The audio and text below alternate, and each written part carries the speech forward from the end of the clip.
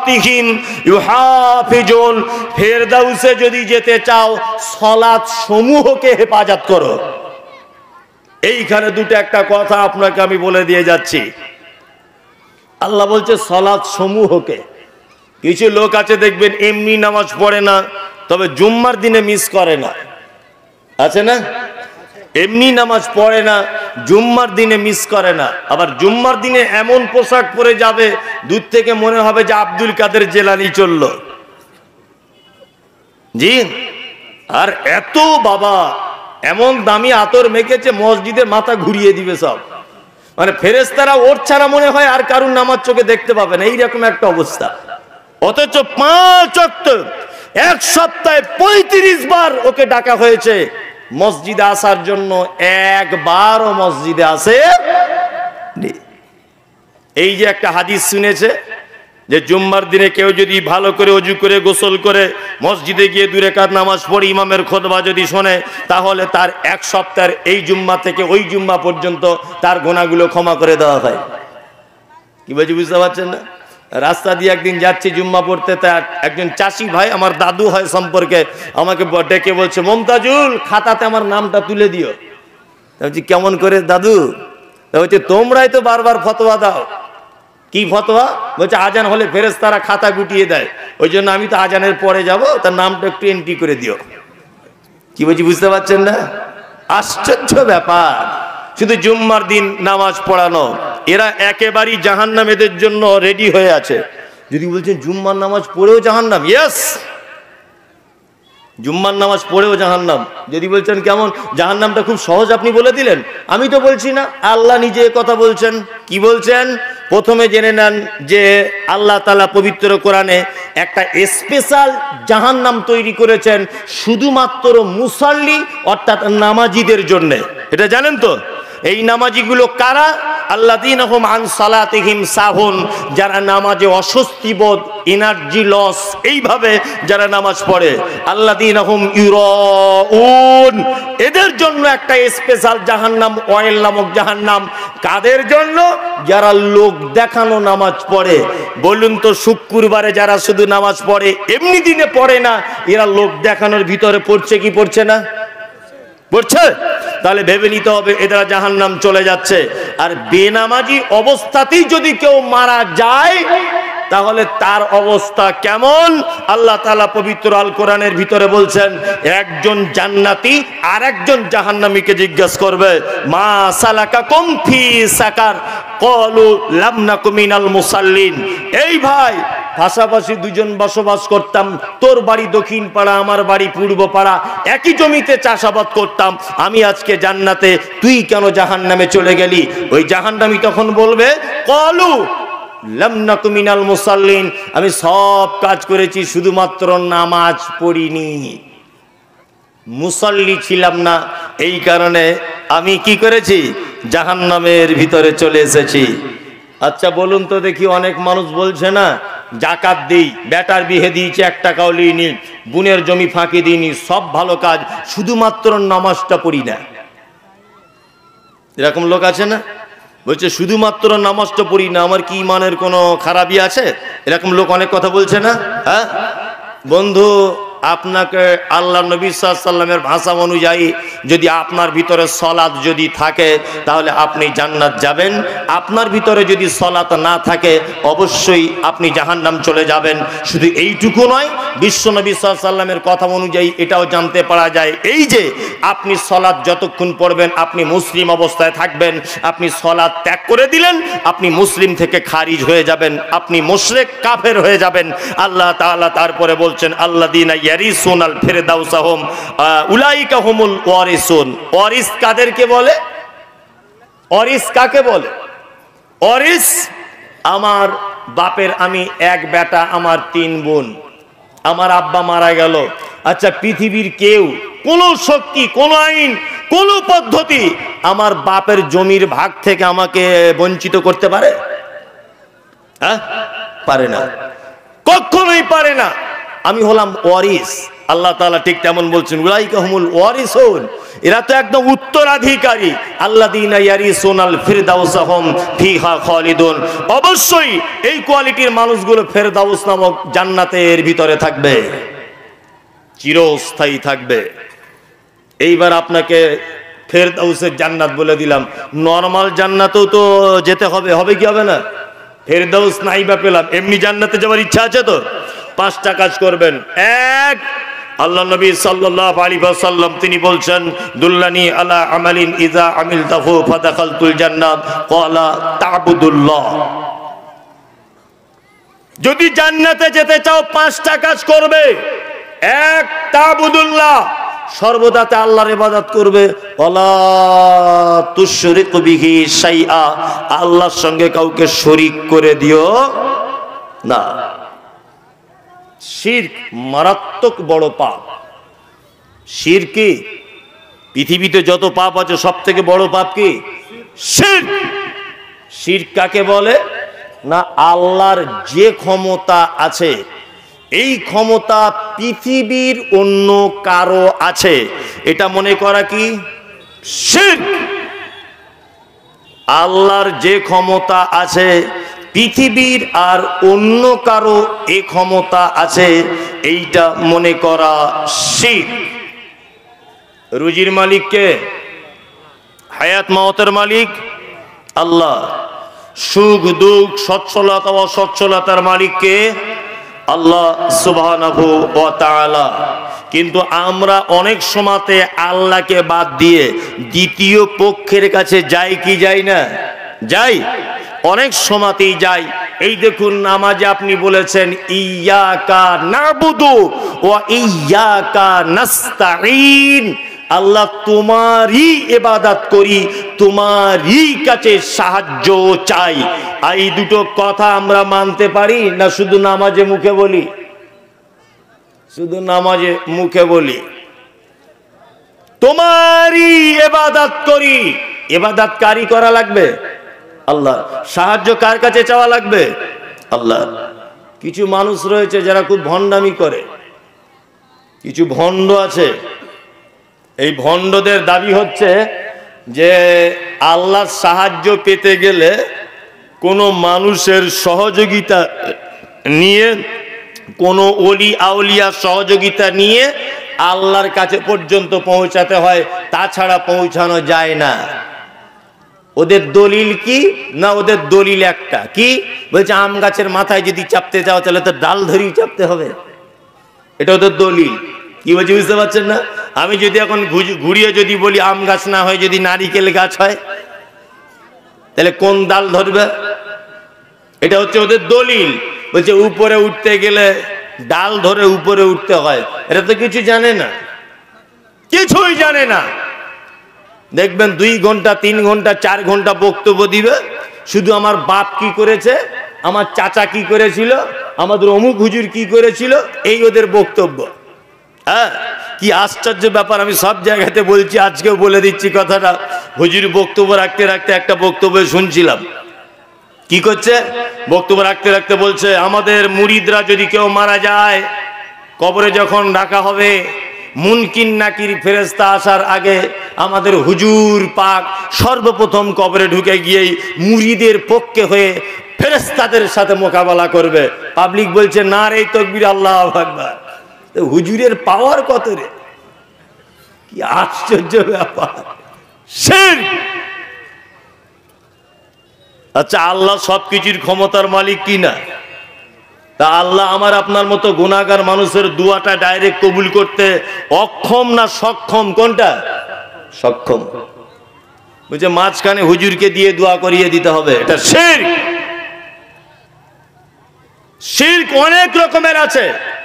যেমন আল্লাহ নবী সাল্লাল্লাহু আলাইহি ওয়াসাল্লাম তিনি বলছেন যে কোন মানুষ যদি শিরক যুক্ত আমল যদি করে, শিরক যুক্ত যদি আমল করে, তাহলে অবশ্যই কিয়ামতের মাঠে হাওয়া মানসুরা, প্রত্যেক আমলকারীদের আমলের নিকট আল্লাহ তাআলা মনোনিবেশ ঘটাবেন। মনোনিবেশ ঘটানোর পরে জিজ্ঞাসা করে বলবে, এই পাহাড় সমপরিমাণ নেকিটা তোমার? বলছে হ্যাঁ আমার। এই পাহাড় সমপরিমাণ নেকিটা তোমার? সে বলবে আল্লাহ হ্যাঁ আমার। আল্লাহ সুবহানাহু ওয়া তাআলা বলবেন তোমার শিরক যুক্ত এই তোমার নেকি, ওই জন্য হাওয়া মানসুরা, তোমার নেকিগুলোকে সব বরবাদ করে দেওয়া হলো।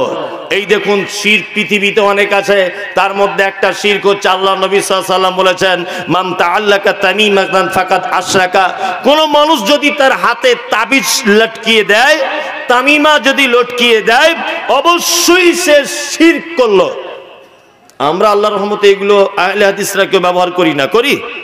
তাবিজ করি না। এই একটা মজার ঘটনা আপনাকে একটা কথা বলি, খুব ভালো করে শুনে না। আল্লাহ নবী সাল্লাল্লাহু আলাইহি ওয়াসাল্লামের কাছে 10 জন লোকের একটা দল এসেছে।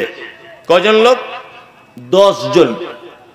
10 জন লোকের একটা দল আল্লাহর নবীর কাছে এসেছে। আল্লাহ নবী সাল্লাল্লাহু আলাইহি ওয়াসাল্লাম 10 জনের ভিতরে 9 জনকে বায়াত গ্রহণ করালেন। একজনকে আল্লাহর নবী নিজের সামনে থেকে হটিয়ে দিলেন, তার বায়াতকে গ্রহণ করা হলো না। সাহাবীরা বলছেন আল্লাহর নবী 9 জনের বায়াত গ্রহণ করলো, আর একজন কেন করলো না? আপনি নিজের সামনে থেকে কেন হটিয়ে দিলেন বলুন? বিশ্ব নবী বলছেন আমি দেখতে পেলাম যার বায়াত গ্রহণ করলাম না, ওর হাতে একটা তাবিজ বাঁধা আছে।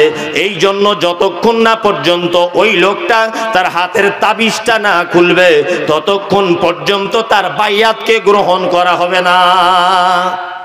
তার মানে হুজুর দেখতে পেলেন লোকটার হাতে তাবিজ লটকানো, আল্লাহর নবী সাল্লাল্লাহু আলাইহি ওয়াসাল্লাম সাইডে সরিয়ে দিলেন, বায়াত গ্রহণ করলেন না। আর বর্তমানে হুজুর তাবিজ লিখে নিজে ইনকাম করে। কি বলছি বুঝতে পারছেন না? হুজুরের মুরিদ হতে গেলে আগে হুজুরের তাবিজ পড়তে হয়। এ করছে কি করছে না? সব গল্প ছাড়া আর কিছু নয়। আমি মমতাজুল ইসলাম, আমাকে খুব গালাগালি করছে, দেখছেন তো মোবাইলে। একটা জায়গায় আমি আপত্তিকর একটা শুধুমাত্র কথা বলেছি। কি কথা বলেছি?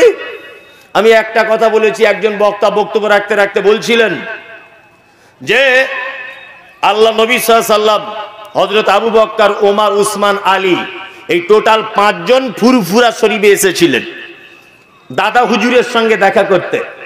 তো আমি বলেছিলাম বক্তব্যতে এটা একেবারে মিথ্যা কথা, কখনোই আসতে পারে না, কখনোই আসতে পারে না, এটা অসম্ভব ব্যাপার। এই বক্তব্যটা দিয়েছি বলে আজকে আমার এই অবস্থা। কি বলছি বুঝতে পারছেন না? জি, আপনাকে একটা নতুন ভণ্ডামি শুনিয়ে রাখছি, নাম বলবো না, আপনি বুঝে নেন। ওদেরই একটা চাইনিজ হুজুর আছে, দেখবেন দাড়িগুলো লাল করা, একদম ছাঁটা, ছোট্ট ছোট্ট দাড়ি, ফতুয়া জামা পরে, হাতে দেখবেন মানে সেই বদমাইশদের মতো 4-5টা আংটি পড়া আছে, আর তোতলা তোতলা করে কথা বলে, আর গোঁপগুলো খুব বড় বড় দেখবেন। কি বলছি বুঝতে পারছেন না? আর অটোমেটিক বিনা পুঁজির ব্যবসাতে হুজুর ব্যস্ত, বসে আছে, টাকা দিচ্ছে, পকেটে ভরে নিচ্ছে। ওই হুজুর ফতোয়া দিয়েছে ডাক্তার জাকির নায়েক কাফের। তা বলছে জাকির নায়েক কাফের কেন? বলছে এই কারণে কাফের, ও প্যান্ট শার্ট পরে বক্তব্য দেয় কেন, এই জন্য কাফের। কি বলছি বুঝতে পারছেন না? এই জন্য কাফের। আমি বললাম ঠিক আছে, প্যান্ট শার্ট পরলে যদি ডাক্তার জাকির নায়েক কাফের হয়, তা তোমাদের ভক্তরা যখন প্যান্ট শার্ট পরে 20,000 টাকার বান্ডিল নিয়ে মুসাফা করে, তখন সে মুসলমান হয়ে যায়? হ্যাঁ, এগুলো বদমাইশি ছাড়া আর কিছু? হুজুর দেখবেন একটা ভিডিও আপনাকে শোনাবো, এগুলো ভিডিওটা বার করো, একটা ভিডিও আপনাদেরকে শোনায়, ভণ্ডামির ভিডিও কাকে বলে। এই যে বলেছি দাদা হুজুরের কাছে ফুরফুরাতে আল্লাহর নবী আসেনি, এটা যেমন এক ভণ্ডামি কথা। আগামী প্রজন্মে এই ভণ্ডর এই ভণ্ডামিটা, এর পোতা হোক তার পোতা হোক, বলবে যে আমার দাদুর কাছে নবী এসেছিল বা আল্লাহ এসেছিল। কি বলছি বুঝতে পারছেন না? এটা বলবেই। একজন হুজুর বক্তব্য রাখছে স্টেজে বসে, আর পিছনে হুজুর সাহেব আল্লাহ আল্লাহ এরকম করছিল, দেখেছেন ভিডিও?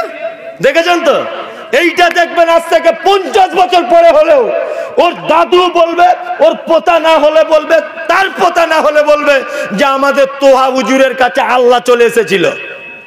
দেখবেন 50 বছর পরেও এই ইতিহাস লেখা হবে, অথচ এটা একদম গাঁজাখড়ি ইতিহাস। কি বলছি বুঝতে পারছেন না? একদম গাঁজাখড়ি ইতিহাস, ভণ্ড একদম। এই ভণ্ডরা বলছে আহলে হাদিস মানে, বলছে আহলে হাদিস মানে হচ্ছে ইহুদিদের দালালে। বেঈমান কোথাকার, তুমি আহলে হাদিসের ইতিহাস জানো? সারা ভারতবর্ষে ইংরেজ বিরোধী আন্দোলন সর্বপ্রথম যারা শুরু করেছিল এই জমিয়াতে আহলে হাদিস, অর্থাৎ আহলে হাদিসরাই সর্বপ্রথম ভারতবর্ষের ইংরেজ বিরোধী আন্দোলন শুরু করেছিল। আহলে হাদিস মানে, আহলে হাদিস হচ্ছে তারাই যারা ফাঁসির মঞ্চে ঝুলবে তবুও বাতিলের কাছে মাথা নত করবে না, এরা হচ্ছে আহলে হাদিস। আহলে হাদিস মানে, আহলে হাদিস হচ্ছে তারাই যাদেরকে বন্দুকের ভয় দেখানোর পরেও অজস্র মুসল্লিদের ভিতরেই জোরে আমিন বলবে আল্লাহর নবী বলেছে বলে এর নাম 10,000 লোককে বসে খেতে দিতে পারবে না। তাহলে হযরত উসমান ধনী ছিলেন কত? আশ্চর্য ব্যাপার। আর একটা আশ্চর্য কথা বলি, হযরত উসমান হয়েছেন তখন খলিফা, আমিরুল মুমিনিন, খলিফাতুল মুসলিমিন। হযরত উসমান গনি রাদিয়াল্লাহু তাআলা আনহু মাসনাদে বসে আছেন। মদিনায় দুর্ভিক্ষ দেখা দিয়েছে, মানুষ না খেয়ে মারা যাচ্ছে, পল্লী গ্রামের মানুষেরা। মায়েরা আশঙ্কা করছে তাদের বুকের দুধগুলো শুকিয়ে যায় কিনা। মদিনার পাড়া গ্রামের মানুষেরা ভাবছে শহরের দিকে একটু হযরত উসমানের কাছে গেলে হয় না। তারা সব পাড়া গ্রাম থেকে আস্তে আস্তে করে কেতা কম্বল গুটিয়ে মদিনার মরুভূমির প্রান্তে তাঁবু টাঙিয়ে বসে আছে আমিরুল মুমিনিনের সঙ্গে দেখা করবে বলে। আল্লাহু আকবার। খাওয়া হয় না, দুধ পায় না, পানি নেই। তা বাচ্চা শিশুরা তারা দূর থেকে দেখতে পাচ্ছে কিছু উট আসছে, আর প্রত্যেক উটের পিঠে, এই এদিকে ফেলুন আপনি, ঘটনাটা শুনুন মন দিয়ে। বাচ্চারা দেখছে উট আসছে আমাদের তাঁবুর দিকে। তখন বাচ্চাগুলো হাসছে আর বলছে তার মাকে ডেকে, আম্মু আম্মু দেখো সেই উট আসছে, উট মনে হয় উসমান আমাদের জন্য খাবার পাঠাচ্ছে। উটগুলো দেখে বৃদ্ধা খুশি হলো, বৃদ্ধ খুশি হলো, অভাবী খুশি হলো, তৃষ্ণার্ত খুশি হলো, শিশুরা খুশি হলো। তারা ভাবছে খাদ্য আসছে উটের পিঠে। কিন্তু দুর্ভাগ্য এত, উটগুলো আস্তে আস্তে আস্তে আস্তে এসে একজনের গোডাউনের ভিতরে ঢুকে গেল, তাদের তাঁবুর কাছে দাঁড়ালো না। তাই গরিব অসহায় দুর্ভিক্ষে কবলিত মানুষগুলি তারা আস্তে আস্তে করে উটের পিছনে পিছনে পিছনে পিছনে গেছে উটের মালিকের বাড়িতে। কিন্তু মালিকের বাড়িতে যাওয়ার পরে দেখছে এত ভিড় যে মালিকের সঙ্গে দেখা করতে পারছে না। ব্যবসাদারদের এত চাপ, মানে ব্যবসাদাররা ভাবছে যে হযরত উসমানের কাছে 10 টাকায় খাজুর কিনে এই দুর্ভিক্ষ বিপদে পড়ে যাওয়া মানুষদের কাছে 100 টাকা করে বিক্রি করব, মোটা টাকা লাভ করব। হযরত উসমান খাজুরের একটা ব্যাগ তুলেছেন, তুলে বলছেন এই খাজুরটা কত দিবে বলো। একজন বলছে 10 দিরহাম দিব। হযরত উসমান বলছেন হবে না। আর একজন বলছে 20 দিরহাম দিব। হযরত উসমান বলছেন হবে না। আর একজন বলছেন 50 দিরহাম দিব। জ্ঞানী মানুষ ছিলেন তো হযরত উসমান, মারাত্মক জ্ঞানী। উনি ভাবছেন কি ব্যাপার, 10 টাকার খাজুর 50 টাকা দাম বলছে, কারণ কি? হযরত উসমান দরজা থেকে বার হয়ে আস্তে আস্তে করে এসে দেখছেন অবাক ব্যাপার, অসংখ্য মানুষ, কিছু মায়েরা তাদের কোলে শিশু, বৃদ্ধা তারা লাঠি নিয়ে আমার দরজার সামনে দাঁড়িয়ে আছে। হযরত উসমান ভিড় ঠেলে গিয়ে তাদেরকে গিয়ে বলছেন কি ব্যাপার, তোমাদের এই অবস্থা কেন? তারা কাঁদো কাঁদো কণ্ঠে বলছেন আমিরুল মুমিনিন, আমরা বড় বিপদে, অনেক দিন খেতে পাইনি, আপনি যদি একটু খাবারের ব্যবস্থা করে দেন তাহলে খুব ভালো হয়। আমাদের শিশুগুলো মারার পথে তারা চলে গেছে, মায়েদের বুকের দুধ বন্ধ হয়ে গেছে, বৃদ্ধরা তারা হাঁটা চলা করতে পারছে না। আমিরুল মুমিনিন আপনি একটু দয়া করুন, দয়া করুন। হযরত উসমান তখন বলছেন ব্যবসাদারদের চলে যাও, চলে যাও, আমার খাজুর বিক্রি হয়ে গেছে, আমি একটাও খাজুর বিক্রি করব না। আমার এই খাজুরটা 5000 টাকা দাম বলেছে, কেউ কি কিনবে? ব্যবসাদাররা বলছে তো আশ্চর্য ব্যাপার, কি করে 5000 টাকা দাম হতে পারে? 10 টাকার খাজুর। হযরত উসমান বলছে এমন একটা লোক দাম বলেছে আমার খাজুরের 5000 টাকা, যাকে চামড়ার চোখে দেখা যায় না, যাকে এমনিতে কোনোদিন ভাবা যায় না, আমাকে এমন একটা লোক 5000 টাকার দাম বলেছে। হযরত উসমান তখন কোরআনের আয়াত পড়ছেন, ইন্নাল্লাহা আশতারা মিনাল মুমিনিনা আনফুসাহুম আমওয়ালাহুম বিআন্না লাহুমুল জান্নাত। আল্লাহর কোরআন বলেছে, মুমিন তোমার জান এবং তোমার মালকে আমি কিনে নিয়েছি জান্নাতের বিনিময়ে। হযরত উসমান বলছেন, আমার 63টা উটের পিঠে যত মাল এসেছে সমস্ত মাল আমি দুর্ভিক্ষের কবলে মানুষে পড়ে যাবা এদের সামনে আমি বিলিবণ্ঠন করে দিলাম। এর নাম হযরতে উসমান। 1 টাকাও বিক্রি করলেন না। এর নাম নেতা, এর নাম নেতা।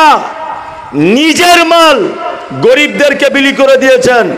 বর্তমান তুমি যে নেতার সার্টিফিকেট দিচ্ছ, বরেল চকির মানুষ শোনো, তুমি তোমার নেতা সম্পর্কে বলছো আমার নেতার চরিত্র ফুলের মতো পবিত্র।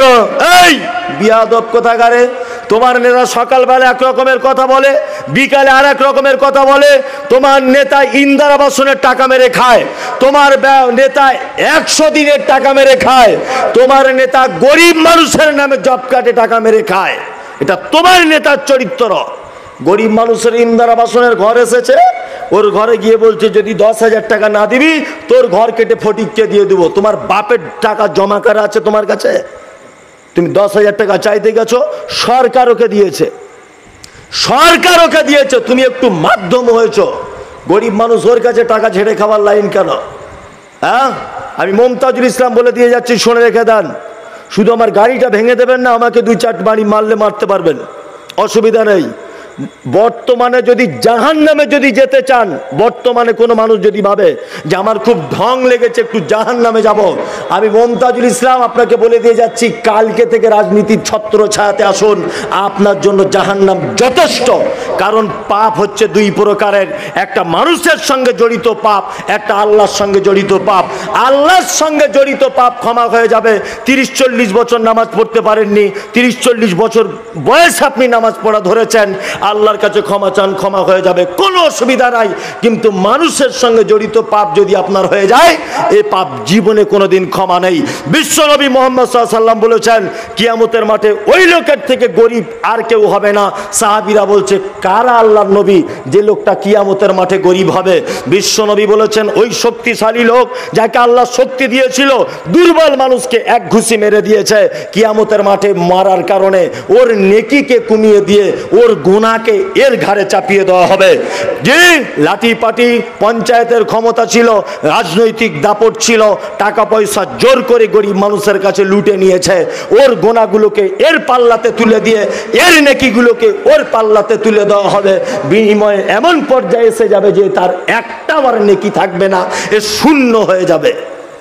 কি বলছেন আপনি? কোন নেতার চরিত্রের সার্টিফিকেট দেন? কাদের পিছনে ঘুরছেন? কাদের পিছনে ঘুরছেন আপনি? যাদের পিছনে ঘুরতেন এরা তো মিনিটে মিনিটে মিথ্যা কথা বলে। ভোটের আগে মাইকের ফোন নিয়ে ভোট প্রচার করতেছে, বলছে মামু টেনশন করিও না, এইবারে একবার ভোটটা দিয়ে দেখো, রাস্তা এমন করে দিব হেলিকপ্টার চলবে। ভোট পেয়ে গেল, মামুকে আর দেখা পাওয়া যায় না, ফোন করলে আর ধরে না। কি বলছি বুঝতে পারছেন না? ফোন করলে আর কি ধরে না, এত ব্যস্ত হয়ে গেছে। এটা আপনার নেতার চরিত্র। হযরত উসমানের চরিত্র দেখেছেন তো? খলিফা আমিরুল মুমিনিন, নিজের মাল বিলি করছেন। আর আমাদের কালকে আন্ডারপ্যান্ট পরে ঘুরতো, আজকে পঞ্চায়েত ভোটে জিতেছে, বুলেট গাড়ি চেপে ঘুরছে। টাকা কোথা থেকে আসে? তোমার বাপের কি টাকা ছাপাবার কল আছে? লোক বুঝে না টাকা কোথা থেকে আসে। এই কোথা থেকে টাকা আসে পাবলিক বোঝে না। তোমার জন্য জাহান্নাম দাউ দাউ করে জ্বলছে, এটা যেন মাথায় থাকে, এটা বান্দার সঙ্গে জড়িত পাপ, খুব মাথায় থাকে। আমি জানি আপনার খুব জ্বালা ধরে যাচ্ছে, কিছু করার নেই, জ্বালা ধরলেও কিছু করার নেই। আপনারা তো চায়ের দোকানে আমাদেরকে দেন, বসে বসে দেন না। এই মৌলী সাহেবরা সব ফালতু মসজিদে বসে বসে নামাজ পড়ছে আর উল্টো পাল্টা বলছে, তখন আমরা কিছু বলি? আমরা জানি চায়ের দোকান আপনাদের জায়গা, আপনারা বলবেন এখন এটা আমার জায়গা, আমি যা বলবো আপনাকে শুনে মুখ বন্ধ করে চলে যেতে হবে। কি বলছি বুঝতে পারছেন না? হ্যাঁ, আর আল্লাহর রহমতে আর কিছুদিনের মধ্যে, ভবিষ্যৎবাণী করছি না, এক্সপিরিয়েন্স অনেক দিন ধরে সমাজে ঘুরছি, যা দেখতে পাচ্ছি বর্তমান আলেম ওলামাদের যে অবস্থা, আর 10 বছর অপেক্ষা করুন, আমি যদি বাঁচি তাহলে আপনার সঙ্গে আমার কথা হবে, 10 বছর পরে মসজিদে ইমামতি করার লোক খুঁজে পাবেন না। আর 10টা বছর টাইম দেন, পাবেন না। পশ্চিমবাংলার সাহেব যে মাদ্রাসাগুলো আছে নিজামিয়া, সব ঝাড়খণ্ডের ছাত্র আর ঝাড়খণ্ডের মাওলানারা এসে পড়াচ্ছে। বাংলার আছে বড় বড় সাইকুল হাদিস বাংলাতে আর দেখতে পাওয়া যাচ্ছে? যাচ্ছে বলুন? খুব কম। এই এনাদের মতো যা আছে 2-4 জন মানুষ, এনারা মারা যাবার পরে শেষ। বাংলাতে আর বড় আলেমের আশা আপনি করতে পারবেন না। পারবেন? করতে পারবেন না। ভগলদিঘি মাদ্রাসায় খোঁজ নিয়ে দেখুন, সব বিহারিরা দখল করে রেখেছে। হ্যাঁ, ঠিক বলছে কিনা? বাঙালি খুঁজে পাওয়া যায়? যাবে না। আগামী দিনে ইমাম খুঁজে পাবেন না আপনি।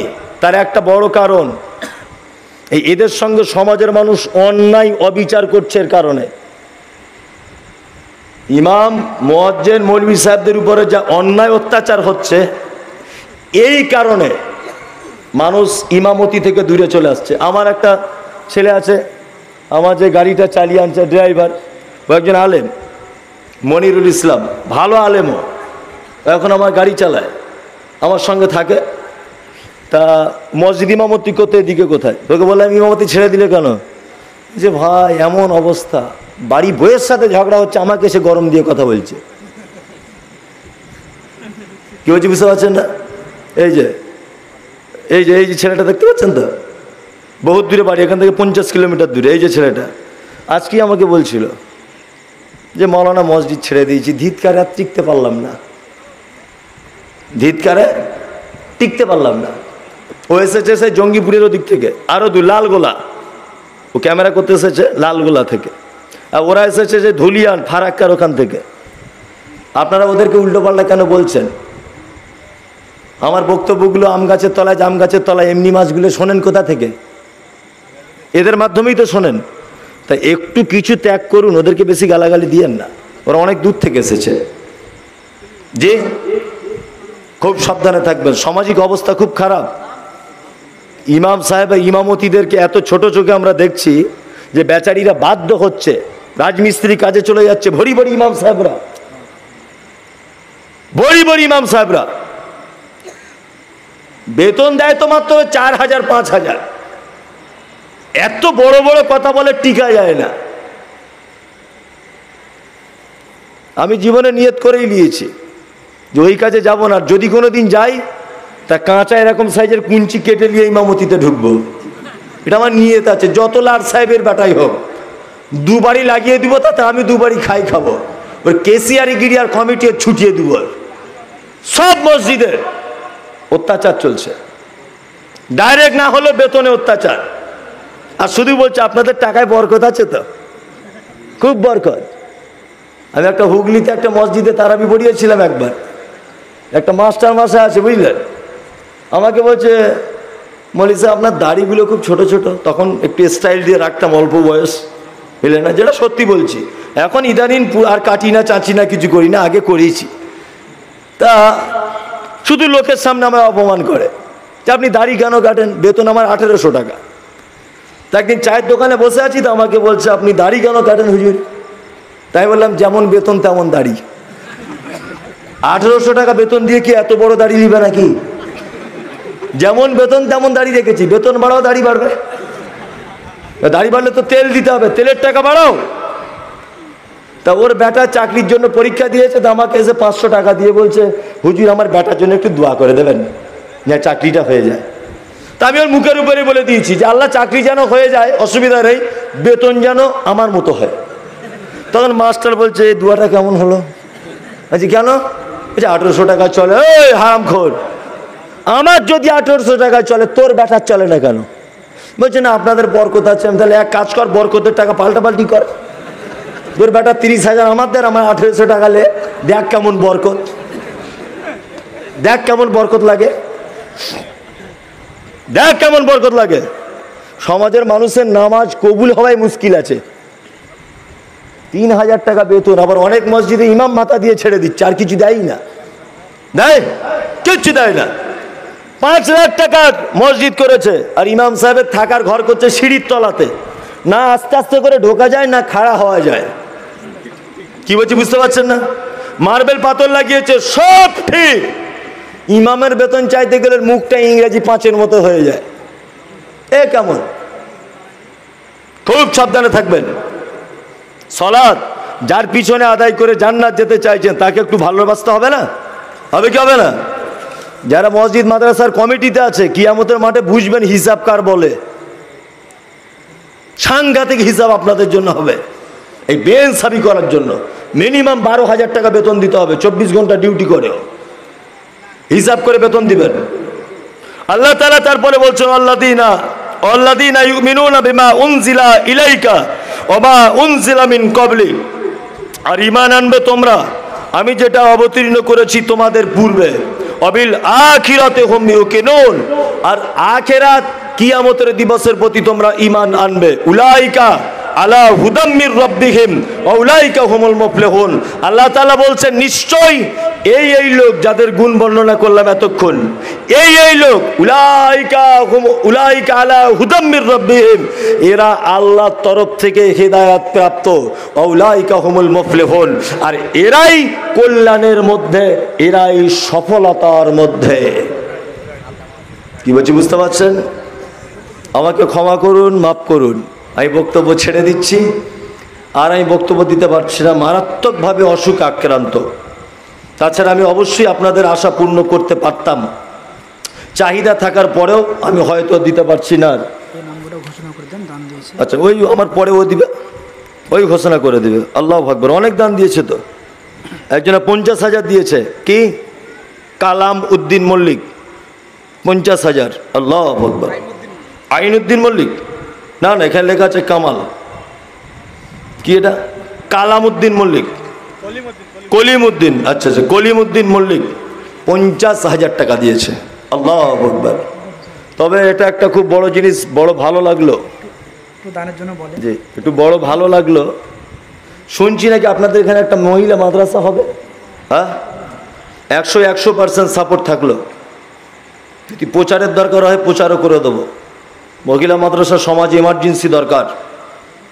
সমাজে যত এত বদমাইশি, রাহাজানি, খুন, ধর্ষণ যা কিছু হচ্ছে তার একটা কারণ সমাজে ভালো মায়ের অভাব। কি বলছি বুঝতে পারছেন? ভালো মায়ের অভাব। গাই ভালো তার বাছুর ভালো, মা ভালো তার ঝি। এই বাপ ভালো তার বেটা ভালো, মা ভালো তার ঝি। গাই ভালো তার বাছুর ভালো, দুধ ভালো তার ঘি। একটা কথা আছে না, বাপ যেমন হবে বেটা তেমন হওয়ার সম্ভাবনা আছে, বেটি যেমন হবে মা যেমন হবে বেটি তেমন হওয়ার সম্ভাবনা আছে। ঠিক তেমন ভালো মায়ের খুব অভাব। বিনীত অনুরোধ, মহিলা মাদ্রাসা করুন, আমার তরফ থেকে সমস্ত রকমভাবে সাপোর্ট করব। আমার নিজের মহিলা মাদ্রাসা আছে, আর আপনাদের মাদ্রাসা হওয়ার আগ পর্যন্ত যদি কোনো মেয়ে মাদ্রাসায় যদি ভর্তি করতে চান, এখানে আমার মইনুল ভাই আছেন, ডাক্তার আছেন। মইনুল ভাই কই আছেন?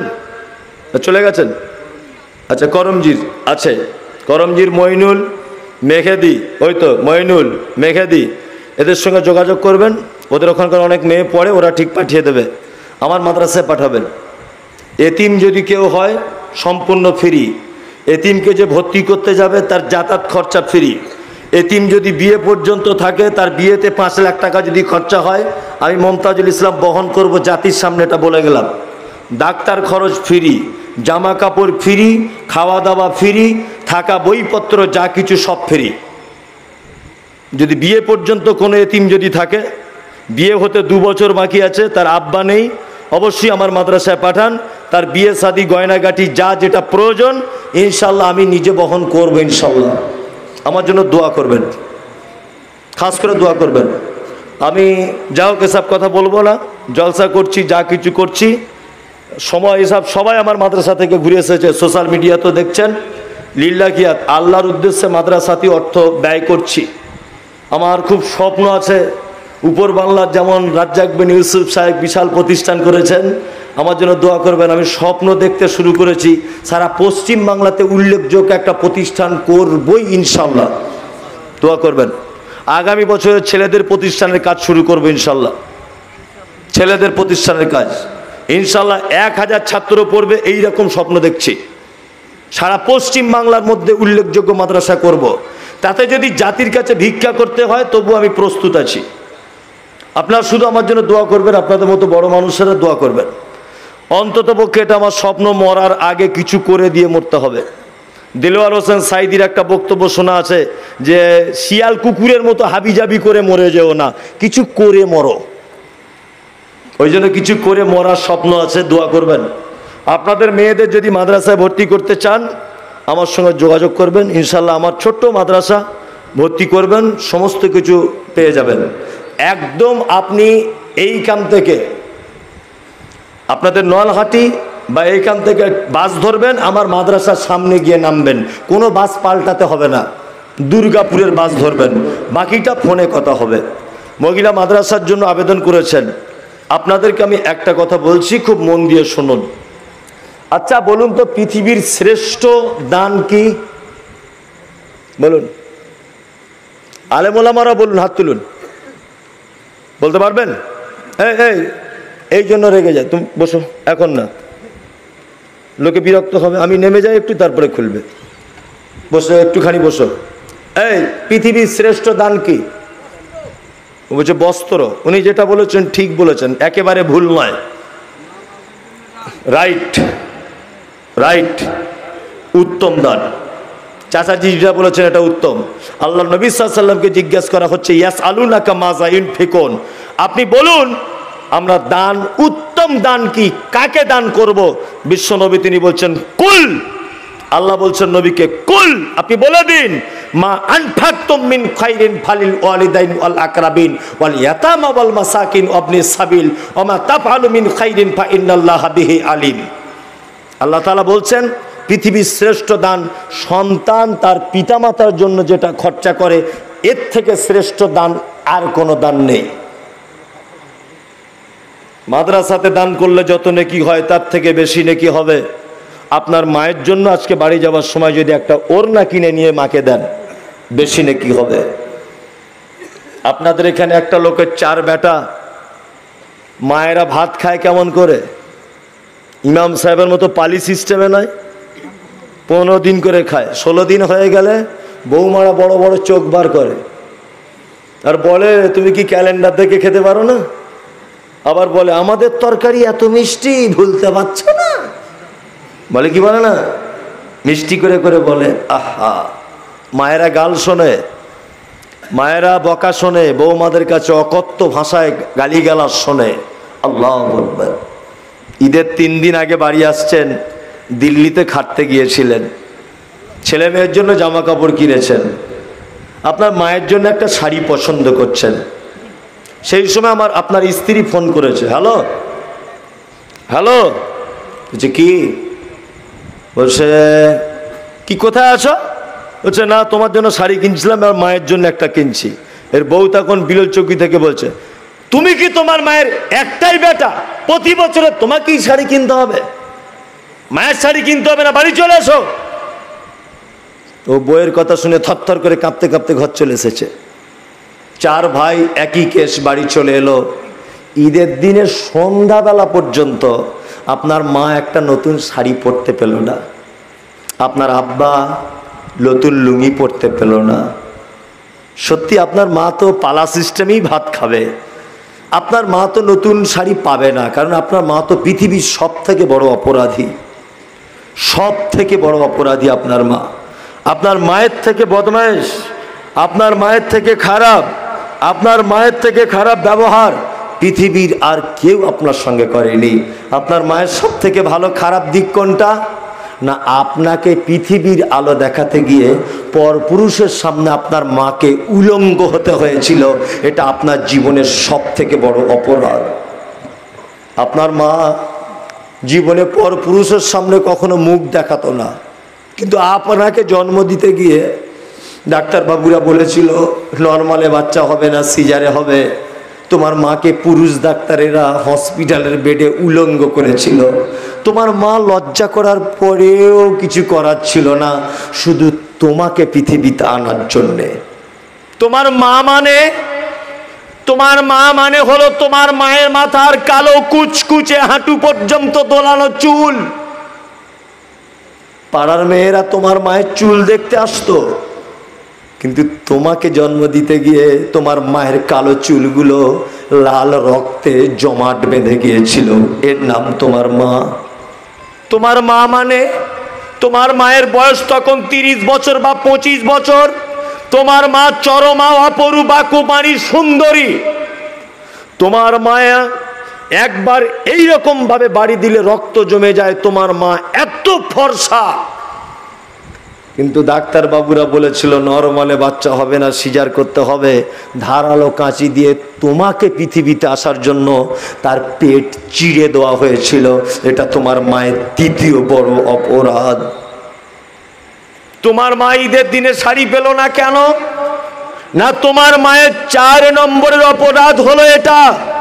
চিকিৎসা বিজ্ঞানীরা বলেছে একটা শিশু তার মায়ের দিনে 8 বার দুধ পান করে, একবারে 250 গ্রাম দুধ পান করে। কোরআনের ভাষা 30 মাস দুধ পান করে। তোমার মা তোমাকে 30 মাসে দুধ পান করিয়েছে 1800 কেজি। এটা তোমার মায়ের 4 নম্বরের বড় অপরাধ। যদি 50 টাকা কেজি যদি দুধের হয়, 90,000 টাকা দুধ পান করিয়েছে তোমার মা শুধু তোমাকে। তোমার মায়ের অপরাধ কি? তোমার মায়ের অপরাধ, তোমার মা তোমাকে নিয়ে তোমার নানির বাড়ি যাচ্ছিল মালদাতে। খুব ভালো তোমার মা, বাসে উঠেছে, সিট পাইনি।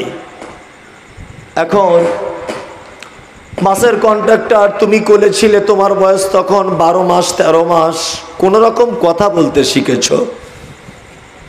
বাসে উঠে থেকেই তুমি তোতলা তোতলা করে বলছো মা দুধ খাবো, মা দুধ খাবো।